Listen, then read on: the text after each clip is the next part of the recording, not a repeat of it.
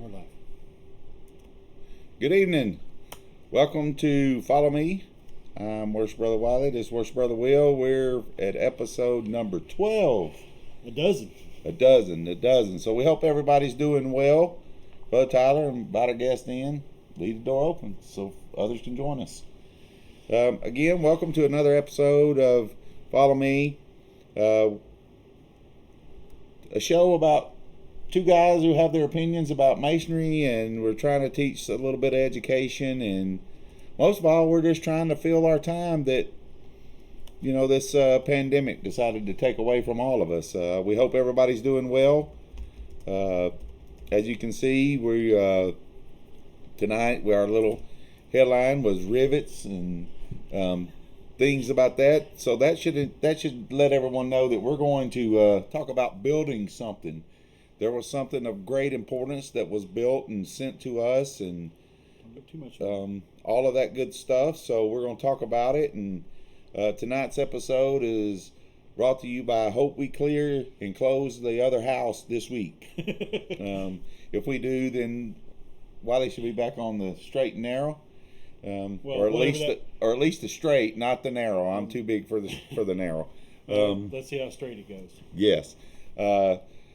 We'd like to welcome everybody tonight. It's good to see everybody on again this week.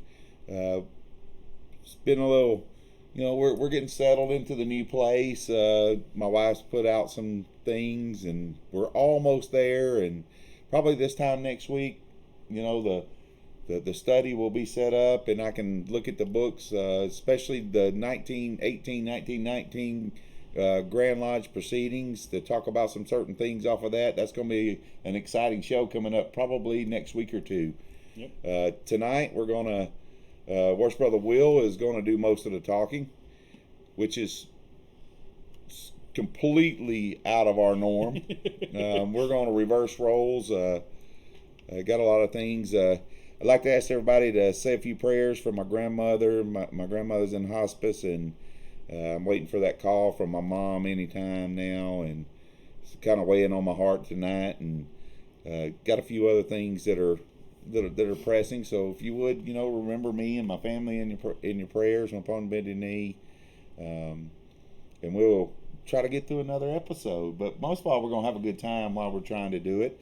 We hope everyone is still following the orders and sheltering in place and doing the things that is asked of us. Well, our Grandmaster, Johnny M. Garman, issued another ruling last Friday that we will not have any more have any face-to-face meetings until June 1st at the earliest. But they'll make another decision mid-May. Yes, and it's a continuous update, and we're trying to see how things are going. Most Worst Brother Garman and his Grand Lodge officers, and our Grand Lodge officers for that matter, they're always in communication with each other. They're always trying to figure out what's best for us as Masons, because they don't want to put any of us in harm's way, no matter what. That's more important than going and sitting in a lodge hall. If something were to happen to any of us, and our Grandmaster felt like that any remotely that it was his fault, he couldn't stand it. Well, and as part of that too, I had to cancel the leadership conference this year. So, the 2020 Leadership Conference that we hold in Milledgeville every year has been canceled for 2020. Decisions had to be made because the college wasn't available for us. And we know that the other bodies, the appendant bodies of Masonry and Freemasonry in general for the Grand Lodge is still trying to readjust, and we're going to have a cramped schedule, and everything's going to just be... It's going to be tough for our Masonic leaders to put everything together to try to fit it in, because if we don't go back to Lodge till June, that's 4.5 months till Grand Lodge. Yep. So there's a lot of things that have to be done, and things that people don't realize that have to be done from the front end, as well as getting us back into our lodges and getting us back together. You know what I'm saying? So... Well, now without further ado, because I know Wiley likes to talk, and that's why he's been fillering time over here. Yeah. First off, I want to say we have a new office desk, and you can see part of it in your picture. It's a beautiful desk. So we're not at a plastic table anymore. We're in an actual desk. Yeah. So tonight, the reason I put a rivet on there, the rivet means something. Back in the day, there was someone here in the States that put in the first rivet symbolically into this piece of work. And so I'm going to read you the first little phrase of it. It's an article I found, and we're not going to just sit here and read the whole thing. We're going to discuss it a little bit, but I want to go over some high points in it because Masons should be very proud because they were very involved in something very large to this country. Masons everywhere could take special pride in the part of great live, take two. Yeah. Masons everywhere could take special pride in the part of our great fraternity played in the creation and erection nearly 100 years ago of the most unique symbol of freedom and opportunity, the Statue of Liberty. And of course, I think she's over 100 now. She is. She's about 115. She is, but this was written a few years ago. This article that I'm reading from was written by Right Worshipful Robert C. Singer, the Deputy Grand Master of the Grand Lodge Free and Accepted Masons of New York. Oh. So I see we have a brother from Carthage, Tennessee watching us. Welcome, brother, and welcome to everyone else tonight. So our Statue of Liberty that sits in New York Harbor was designed by a Mason, put together and funded by Masons. Also, lots of children helped in France and the U.S., and we'll go over some of those key points. But, brother, you should know that we had a very big hand as Masons in the Statue of Liberty. Absolutely. Just some real quick facts about the statue. Miss Liberty herself, in 1886, she was the tallest iron structure ever erected. She was the largest concrete pour ever made. Imagine that. The largest concrete pour. Exactly. She used one of the first passenger elevators. And the frame, this is a really neat point. The frame inside, the steel frame inside the Statue of Liberty was built by Eiffel. No, yeah, Eiffel Tower. And it was his test for the structural integrity of a framework like that. And he built the framework inside the statue 5 years prior to putting up the Eiffel Tower. That's a cool fact. It's a cool fact. It's the largest use of copper in a single structure at that time. And I mean, you're talking about 1865-ish, correct? 1886. 1886. So America had just been out of the Civil War for 20 years, 1886? 1865. Yeah. So that's 20. Yep. You know more about that.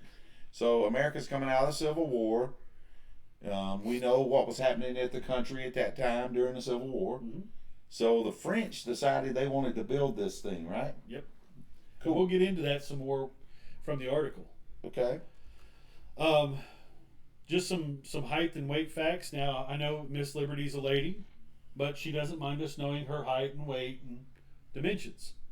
So she's 151 feet, 5 inches tall, and she sits on a 154-foot base. She weighs 450,000 pounds. Ooh. Now, if she asks you if her butt looks big, you probably want to answer that the right way. Her eyes sit 2 feet 6 inches apart, and her ears are 10 feet between them. Her nose, 4 foot 6 inches, and her mouth is 3 feet across. Her hands are 16 feet. Her index finger is longer than I am tall. It's 8 feet. Wow. Think about that. Just her finger is 8 foot long. You don't want to go for an enema to that doctor. Yes. True. And oh yes, and I'm going to say it. Yeah. Her bust is a perfect 36 feet. So those are just some nice key facts about the Statue of Liberty that you may or may not have known. So, back in the summer of 1865, so this statue took quite a while to design and build. Back in 1865, a group of Frenchmen, and I'm going to butcher a couple of these names, I'm sorry. Well, coming out in country slang is not going to sound good in French, I promise. A bunch of them were gathered together at a home of a well-known author. Edouard René de La Bouillie. Sound pretty good to me. They got together in a suburb of Paris. I guarantee you he's a kinfolk of Brian Coffey. Who knows? Among those present were Oscar and Edmond de Lafayette, the grandsons of Marquis de Lafayette, Masonic brother of George Washington, Henry Martin, the noted historian and French Mason, and a young artist from Colmar in French, later German, Alsace, by the name of Frederick Auguste Bartholdi, who at the time was engaged in making a bust of La Bouillie, called by one biographer as America's most ardent admirer in France. Whatever that means. Well, La Bouillie, he was pro-American in everything that he did in his life at that time. Okay. I read a little bit up on him this afternoon, but understand who were at this meeting. The grandsons of Lafayette. You got Henry Martin. You know, he was a famed historian. So there were some people that got together at this time that said, look, we're going to do this. We're going to create this thing and give her to America. Yep. So La Bouillie told the group it would be a splendid gesture on the part of all liberty-loving Frenchmen to acknowledge their friendship to America by presenting a fitting memorial. Now, at that time, they hadn't figured out what they wanted to do yet. So, Bartholdi took a trip to America. He became very imbued with the idea of creating something. So, Bartholdi visited America in 1871 on his trip, and they wanted to make arrangements for this presentation on July 4th, 1876, 100 years. Right. Well, that didn't happen, as most of us might know who've studied any history. But anyway, Bartholdi came to America. He had a bunch of letters of introduction, and he was full of high hopes and ready to come to America. So he sailed over here. Well, while he was standing on the deck of the ship, steaming up the lower New York Bay, he caught a vision of a magnificent goddess holding aloft a torch in one hand and welcoming all visitors to the land of freedom and opportunity. Someone just standing there and welcoming immigrants as they came in. He immediately asked for a brush and a piece of paper. Wow. And he sketched in watercolor the idea for the Statue of Liberty.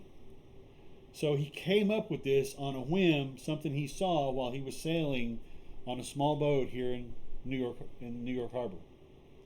So he wanted this thing to hang over to be visible from the steeple at the Trinity Church. Yep, the tallest building at that time. Yep. So if anybody's ever been to New York City in Manhattan near New York Harbor, Trinity Church in itself is a magnificent edifice.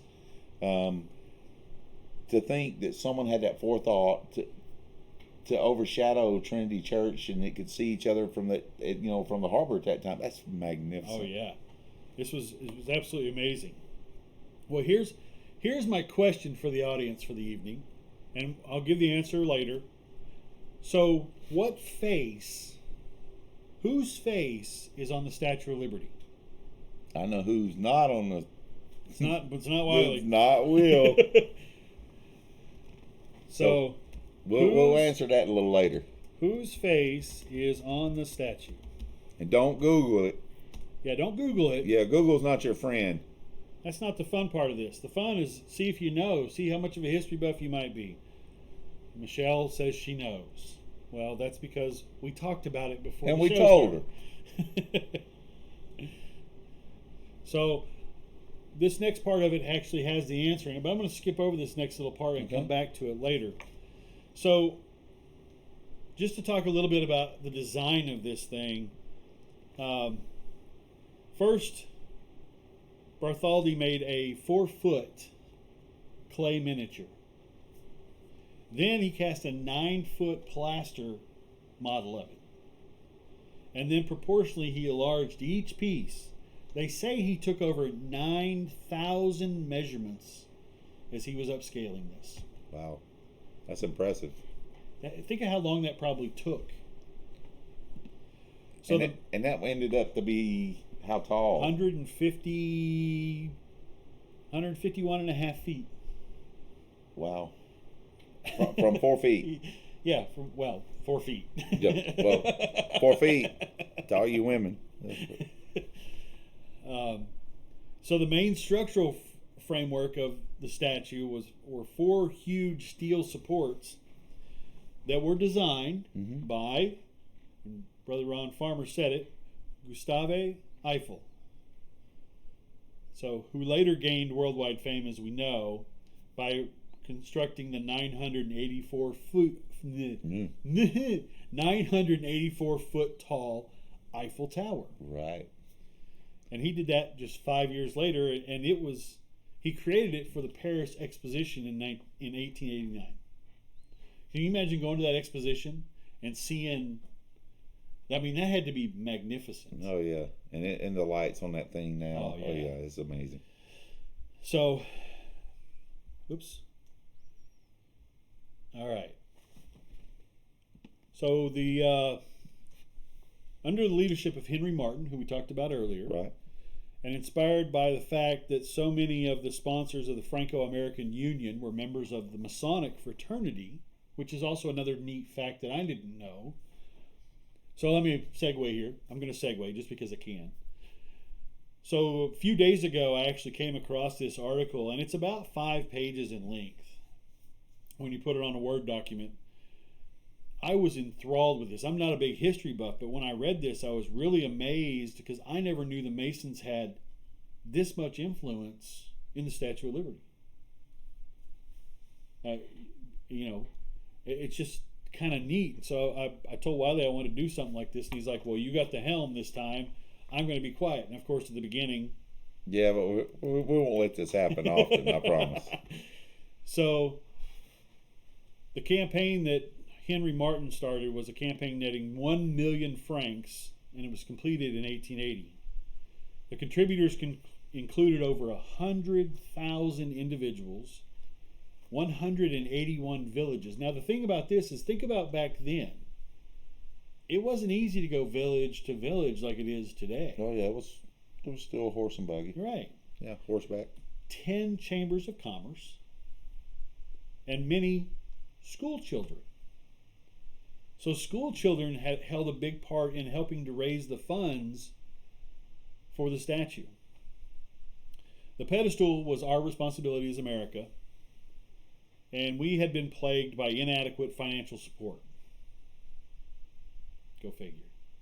And it took a last-minute effort by Joseph Pulitzer Prize, the owner and editor of the New York World, to raise over $100,000, most of it from school children.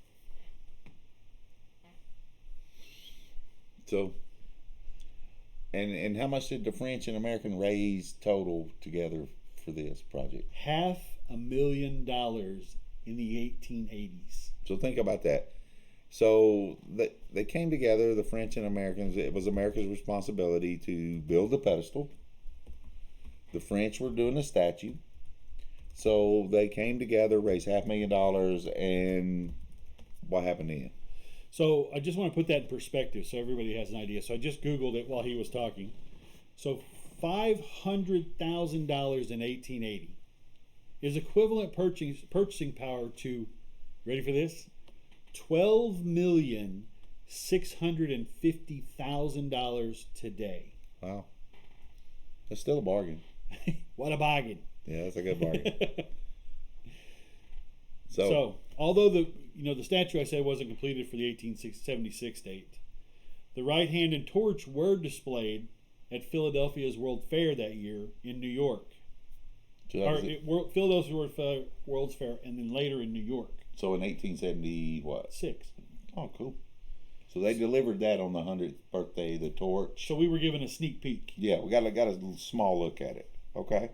Then on Washington's birthday in 1877, a year later, Congress accepted the statue in the name of the United States as a gift from the French people. President Hayes, what's his first name? I don't know. Oh, I thought you would know all the presidents' names. President Hayes then authorized General William T. Sherman, Tecumseh. Yeah, we know him. Army Chief of Staff. Yeah, we know him. To select a suitable site for the gift. So they hadn't picked a site where to put this. Sherman, however, knowing Bartholdi's preference to Bedloe's, now Liberty Island, wisely concurred. So they picked Liberty Island. It was called Bledsoe's Island at the time. So someone has very close to the answer, and I'm going to go ahead and back up and give the answer. Of whose face? Of whose face is on Lady Liberty. Bartholdi's model for the face to the Goddess of Liberty, as they called it when they first constructed it, was his mother, Charlotte Baser Bartholdi. So, very good. Works for Brother Billy. It was his mother. It was his mother. I'd put my mom on a statue. My mom's like she's the pillar, you know what I'm saying?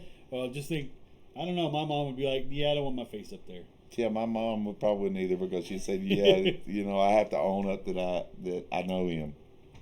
Yeah, so, I get it. While they were picking Liberty Island and all that stuff was going on here, Bartholdi and 50 workmen finished the head, which had to go on display at the Paris Exposition in 1878. Then in 1880, the final stage was in preparation. The copper sheets were ready to be riveted in place, and Levi P. Morton, American minister to France, later the Vice President of the United States and Governor of New York, was invited to, and this is where the title comes from, drive the rivet in the first part to be mounted, the big toe of the left foot. Well, think about the big toe, man. The big toe is your base. Yeah. I mean, that's your base. That's what holds you steady. I mean, when you're walking, it's kind of hard to walk when if you mess your big toe up, you know what I'm saying? And that's why I did a little clickbait tonight on the title, just to see what people would think. But it was because the governor of New York and later vice president drove that first rivet. So the giant lady literally grew out of the pavement over there in France. When completed, she stood, as we said, 151 feet tall, and she remained there in France for 2 years. 2 years she sat over there, awaiting the Americans to finish the pedestal. Yeah, we're kind of bringing up the rear.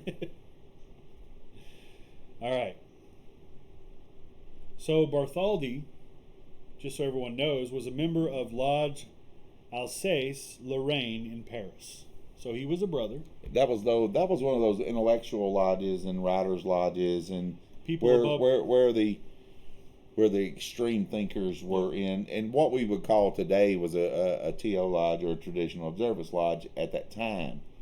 Okay, so with that, it's where the upper echelon of the thinkers. Wiley and I'd be serving them drinks.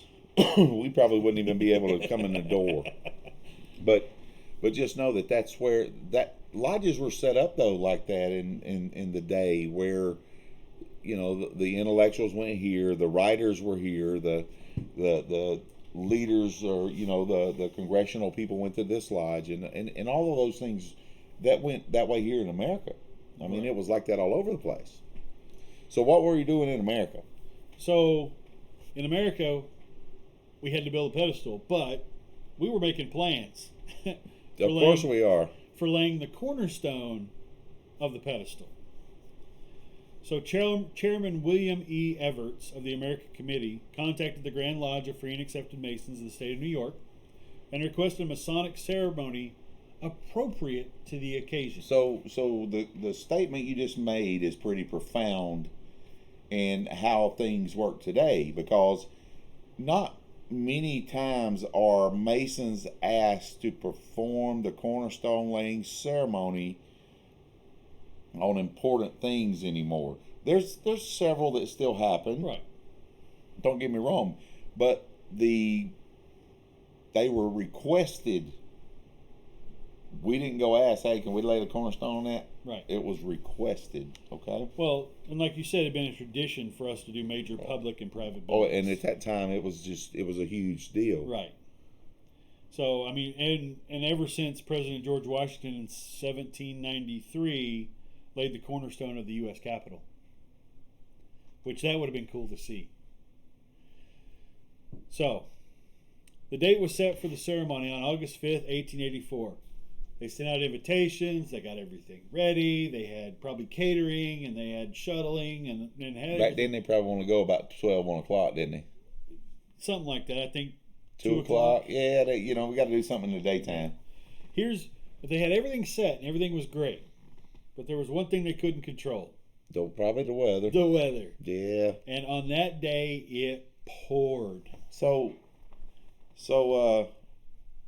I want to back up in this article because I looked over this article as well, but they talked about as they were trying to decide on the cornerstone and they were trying to make plans because it's a big deal to the Grand Lodge of New York. Oh yeah. The presentation and erection of Statue of Liberty was an occasion of worldwide significance, and delegating the layer of the cornerstone to the Masonic fraternity was a fitting tribute. Now, I want all of you to hear this. This comes directly from an article, and I quote, was a fitting tribute rendered to free men of high principles and recognized international reputations throughout the world. Now, bring that into 2020 and think about that statement that they were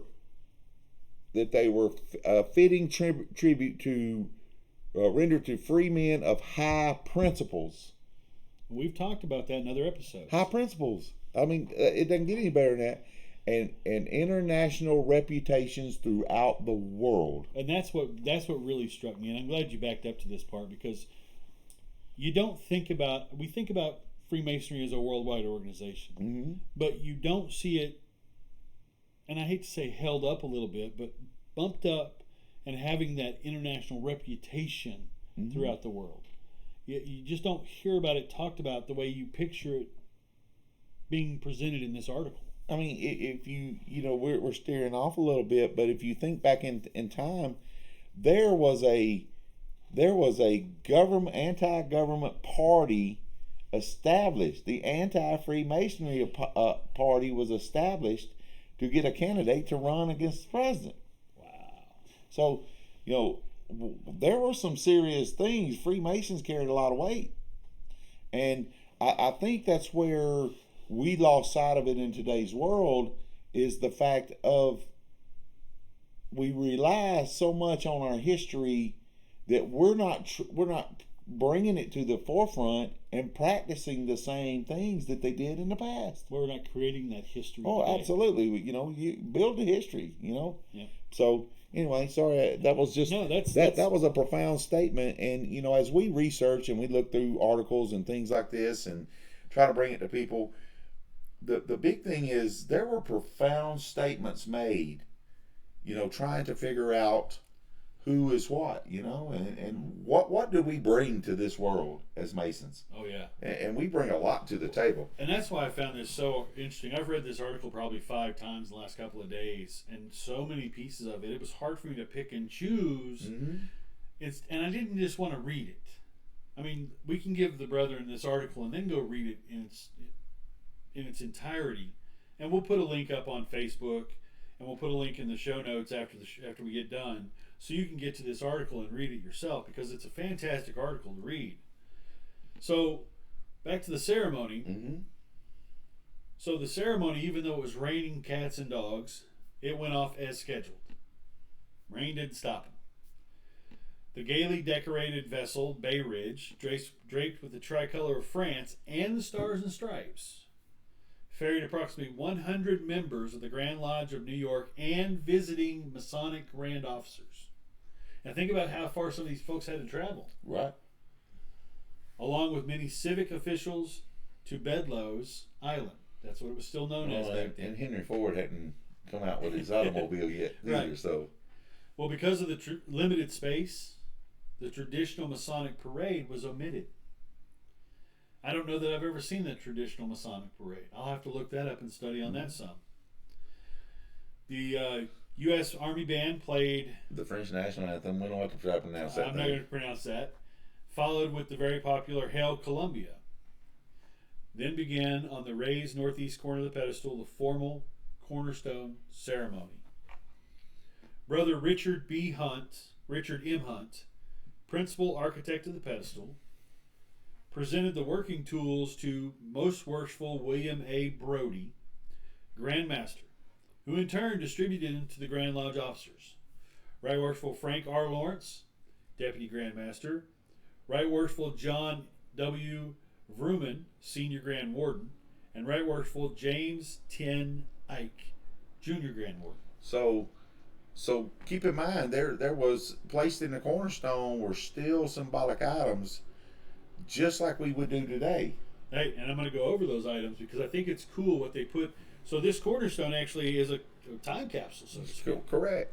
So inside that cornerstone, there's a copper box within the cornerstone. Mm-hmm. There's a copy of the U.S. Constitution, Yep. absolutely. George Washington's farewell address. I'd love to read that. I need to look that up. 20 bronze medals of presidents up through Chester A. Arthur, including the following: Washington, Monroe, Jackson, Polk, Buchanan, Johnson, and Garfield, who were proven Freemasons. Copies of New York City newspapers, a portrait of Bartholdi. I'm surprised he didn't put a portrait of his mother in there. A copy of the Poem on Liberty by E.R. Jones, and a list on parchment of the Grand Lodge officers. That's a pretty cool collection of stuff inside that. And back in those days, I mean, they went through their traditional corn, wine, and oil and tapped it and put it in place the way that we do in all Masonic ceremonies when it comes to laying the cornerstones on public buildings and seats of learning and things of that nature. And after that was done, the Grand Master, the Most Worshipful Grand Master, gave a very brief but pointed talk.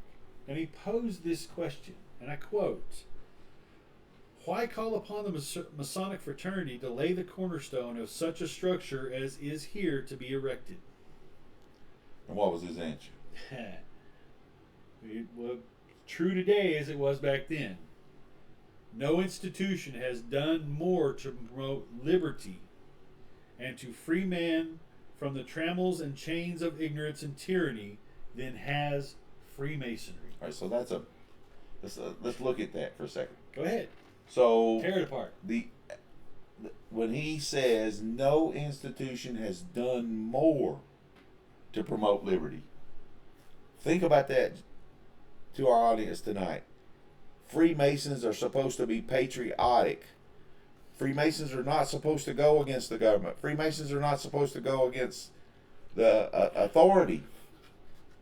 We find that to be somewhat obscure in today's society because the outside world is trying to get into our fraternity. But the point being is, why call on the Freemasons Right. to do the ceremony? Because no institution has done more to promote liberty and to free men from the trammels and chains of ignorance and tyranny than Freemasonry. We're patriotic. We believe in the love of our country. We believe in the love of our Maker. We have to practice those things in today's society, and we're failing in so many areas. So that really, I mean, those are the strike home moments. And we're talking about in the 1800s when this was said, 1884 to be exact. Okay? So those are some very powerful words, and I had to read those, the question and the answer, because it was just, when you sit back and think about those things, and when you brethren and you ladies and guests go back and read through this, think about those statements in whole, and it really brings to light what the world at that time thought of Freemasonry as a whole. Well, and think about it. I mean, it goes on and talks about what the Deputy Grand Master had to say. You know, the Deputy Grand Master says, as massive as this statue is, its physical proportions sink into comparative obscurity when contrasted with the nobility of its concept. Liberty enlightening the world. Yep. Okay, so liberty, that thing was set there as a beacon of liberty. Now you think about, we're just coming out of slavery. You know, there were still some things that could not happen in this country at that time. There were newspaper articles written against it that denounced it.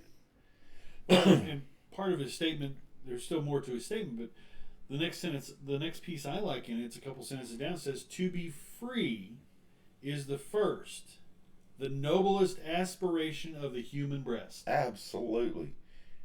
It's just, we as Masons, and it goes on, we cannot appropriate to ourselves alone the lessons which this monument will teach. Not only to us, but to all men will it appeal. This gigantic figure, which is here to stand in unapproachable grandeur, while the centuries past, will command, "Be noble," and the nobleness that lies in other men, sleeping but never dead, will rise in majesty to meet thine own. I mean, these guys were something else. Yeah. Word wizards with what they had to say. Absolutely. I mean, I read this speech given by the Grand Master and the Deputy Grand Master, and literally the hair stands up on my arms because Mine is right what now. powerful words. And you're right, Brother Ed, that unless they be there's government is tyranny, we know what we have to do as citizens of the United States based on the Constitution. Well, you know, after the Grand Master and Deputy Grand Master said what they said, mm-hmm. the folks that were there made a statement that the rest of the ceremony was pretty anticlimactic. Yeah. You know, because those were some powerful words that came out of those two Right. brothers. You know, upon completion, the pedestal stood 89 feet high from its foundation on Old Fort Wood, Mm-hmm. an abandoned 12-acre site on Bedloe's Island. 2,900, more facts, 2,950 yards southwest of Manhattan Island. So, now the pedestal's done, it's been set, it's been celebrated. Now, liberty can be dismantled in Paris.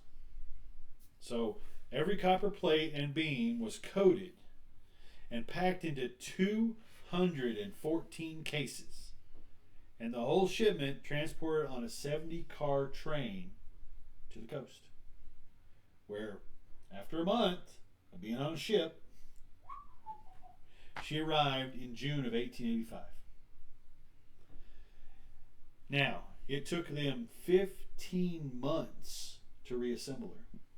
And this is a quote or some information I found other places. They said it's got 300,000 rivets in it. Mm-hmm. Think about that. Think about how much copper's in this thing. Oh, yeah. 225 tons. Of pure copper, not that crap we get today. Plied in 1/8 inch thickness. I mean, that's pretty thick, and all that had to be worked and made into her gown and all the stuff on her. There was steel and iron inside, but when she was in place, the result was as magnificent as the Creator's dream. So dedication day was on October 28th, 1886, and they declared it a holiday in New York City. Lord, I need a holiday about right now. I'm not even playing. Charles P. Stone, Grand Marshal, led 20,000 paraders, including many Masonic lodges, from 57th Street past President Grover Cleveland's reviewing stand at Madison Square Park and on down to the Battery. And if you've never been to the Battery either, I mean, that's a cool place to go as well. New York City is such a cool place, and it's confusing, very confusing, especially when you're going to Manhattan. You don't know where you're going. I would strongly suggest you go to Fraunces Tavern. Fraunces Tavern is where Washington delivered that farewell address. Yep. They have a great meal there. Food is cooked on a lava stone. So after the parade, after the invocation of the parade, the statue and the pedestal were formally presented to President Cleveland, who received the monument with elegant thanks in the name of the United States. Brother Bartholdi then pulled a silken cord, releasing the tricolor veil from the head and face of the Statue of Liberty, enlightening the world.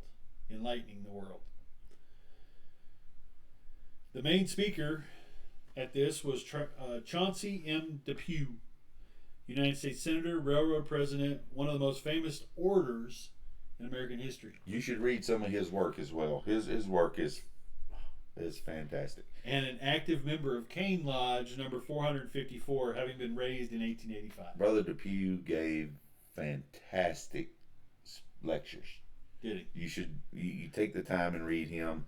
So for any of you that want to read Chauncey M. Depew, he was a great orator, and great. It's one thing to be a good talker. Mm-hmm. It's a great thing to be a great speaker. Right. So those are things that are completely different, but have the same effect. They're just different. But his work was phenomenal. All right, so we're getting close to the end, you all. I know it's been a long thing, but I think this is very important and something that I didn't know, and I wanted to share with the group. And hopefully you've gleaned some information tonight. And if you didn't know that we had a big part in the Statue of Liberty, now you know. Mm-hmm. So I'm going to read the last two paragraphs of the article. So yes, Freemasons everywhere can be proud of the key role played by the craft in the inception and erection of this great memorial. And each of us should renew his vows and obligations to spread further the light of freedom, truth, tolerance, and justice, which the Statue of Liberty so grandly symbolizes. On August 5th, 1984, the Grand Lodge of New York observed the centenary of the cornerstone laying in appropriate ceremonies at Liberty Island, which were attended by Masonic and governmental dignitaries. A bronze plaque commemorating the original event was dedicated and affixed to the pedestal. And if you look for the pedestal plaque on Google, you will find a picture and the inscriptions thereof for the original plaque and this rededication.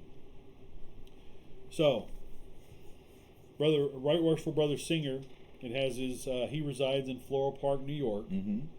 And this article that he wrote was based on two seminal works. One by Brother William C. Cassell Jr., which appeared in the September 1983 issue of the Masonic Philapha. I'm bad with some of these words. Philaphius. It's sort of like the phthalates. And the other by J.E.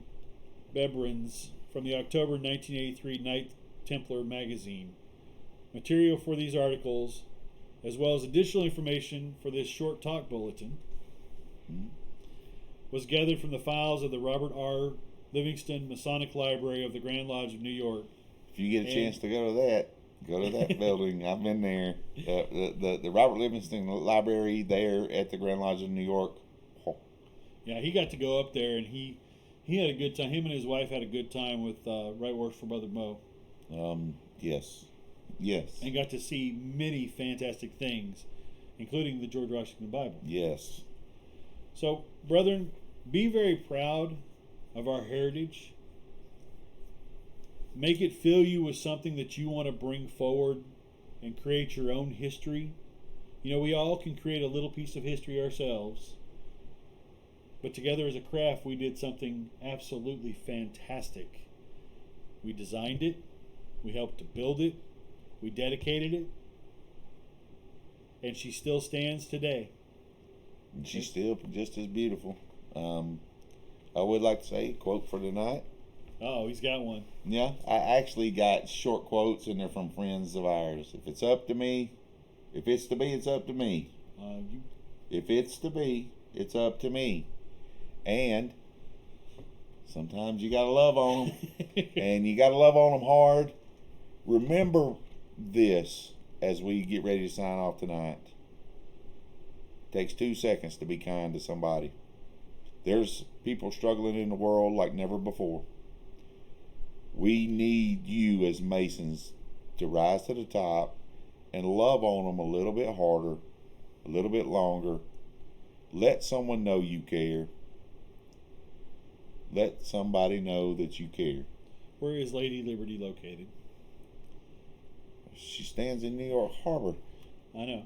She used to be Bedloe Harbor. Used to be Bedloe Island. So anyway, until Thursday night, we'll probably still be live Thursday night. We were thinking we were going to have to do a tape show, but we're going to do something on Thursday night. I think we're going to try to work on Masonic etiquette a little bit, what we can share and what we can't share with our audience. So tell all your friends.